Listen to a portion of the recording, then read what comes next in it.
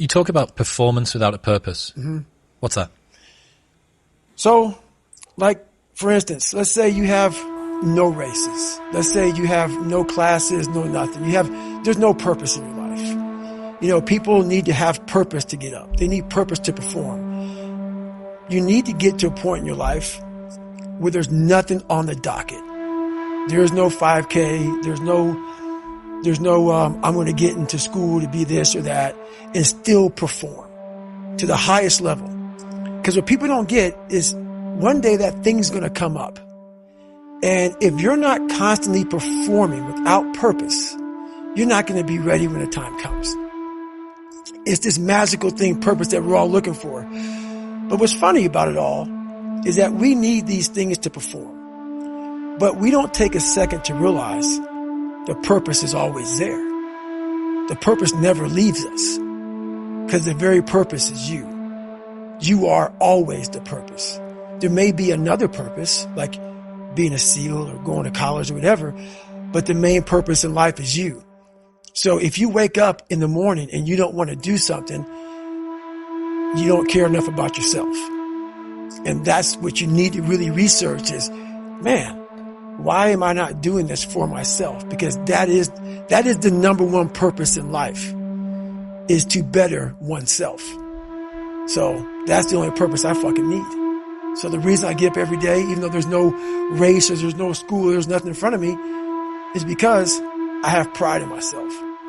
But where do you go to? You wake up on a morning, it's cold, it's wet, it's dark, you've got no cartilage in your knee, you've got shitty shorts, whatever it is that's the issue today. Keep talking. You've got these problems, right? I need you to keep talking about what you were just saying. It's warm on the couch. That's Your it. missus says stay in bed. That's it. It's comfy. That's it's cozy. That's You've got it. work later on. You had an argument last night. You're slightly it. hungover. Because I know every motherfucker ain't going to do what I'm going to do. So this is how you level up. That's how you level up. I know there's a whole bunch of people with that right there. That fires me up. That makes me fucking happy, what you just said. That brings joy to my life right there. Why? Because I know there's so many people that have the ability and just refuse to get off that couch. Refuse to study a few more hours. Refuse to go deeper, to go further. And that's where I gain the advantage. It's so easy to be great nowadays, my friend, because most people are weak. Most people don't want to go to that extra mile. Most people don't want to find that extra because it sucks. It's miserable. It's lonely. You talk about that you were kind of, lonely by yourself. I was the same way. And that used to hurt me growing up. Now I fucking thrive in that shit. That's the only place to be. Well, that was one of the things that is so surprising about growing up through difficulty, So loneliness is one example, right? Mm-hmm. Growing up as a lonely kid. What you realize is a lot of the things that you feared or hated or embarrassed about as a child end up being the genesis of the things that you're most proud about as an adult. Mm-hmm. So the fact that you can work and thrive in solitude gives you the opportunity to be able to move to America and start a podcast, or decide to do Hell Week 3 times in a row, or it doesn't matter how long or dark the course is, you're just going to stay. Mm-hmm. The fact that you were forced to be vigilant and to assess people, to work out what's going on when you became an adult allows you to detect the vibe and the energy of whoever it is that you're speaking with and know that this person's someone that I want to hang with and this person's somebody that I don't. Right. All of the things. In fact, I would go as far as to say there's not one thing in my life that I see as a pure advantage that doesn't have a dark side to it that came about at some other point as well. Right. So one of the reasons that I spent so much time as a kid in my bedroom listening to audio tapes, because I didn't have anyone to play with, right? Only child, a little bit sort of unpopular.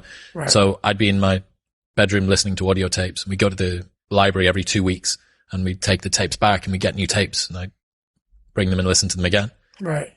But you roll the clock forward 20 years and what's the 2023 version of an audio tape? It's a podcast. It's a podcast. That's right.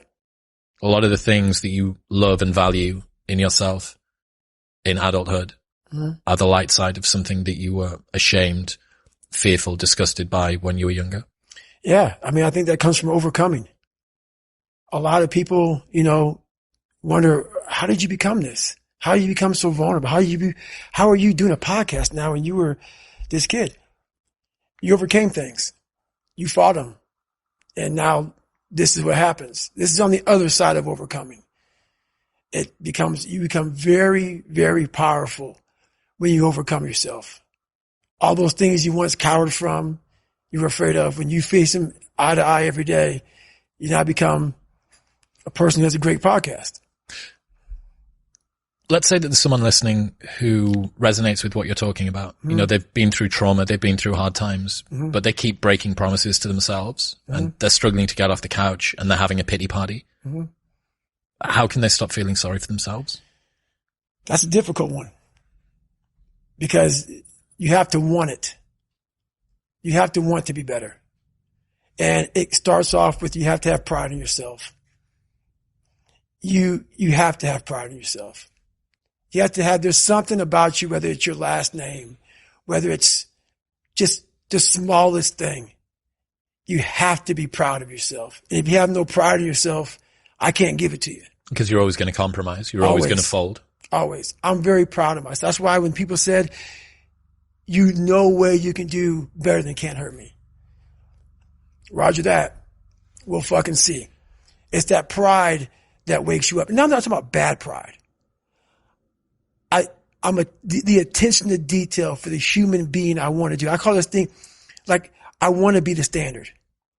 I want to be that guy. Like, every place I went in the military, there was this ethos about how this place is, how we're going to live, how we're going to represent ourselves. And I walked around and I saw that most people didn't live up to that ethos. Like, if you go to whatever company, they had this mission statement on how we want to run our company. I made one for myself on how I want to be. And that is why, if people can make up a mission statement, an ethos in which they want to live by, and every morning you wake up, you hold yourself accountable to that mission, not a company's, your own. Make up your own mission statement. What do you want to be in life? And once you do that, now you can work with somebody to get better. You can work with yourself to get better. But until you know what you want to stand for, you will always just be sitting down. You'll never stand for anything. What's that quote? If you don't stand for something, you'll fall for everything. That's it.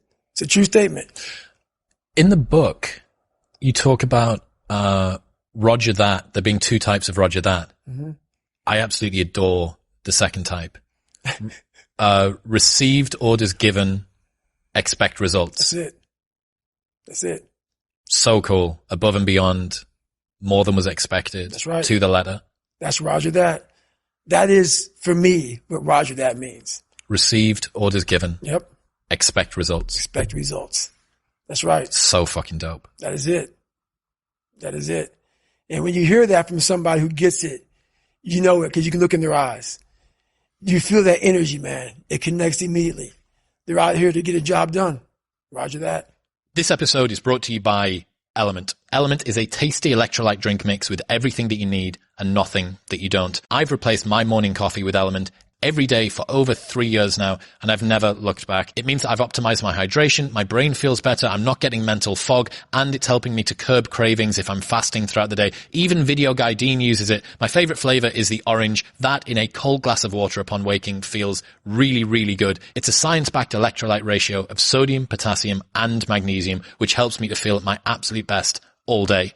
Also, they have a no BS, no questions asked refund policy, so you can buy it and try it for an unlimited amount of time, and if you do not like it, they'll give you your money back, and you don't even need to return the box. That's how confident they are that you'll love it. Head to drinklmnt.com/modernwisdom to get a free sample pack of all 8 flavors with your first box. That's drinklmnt.com/modernwisdom. Thank you very much for tuning in. If you enjoyed that clip with Goggins, then press here for the full episode in all of its glory. And don't forget to subscribe.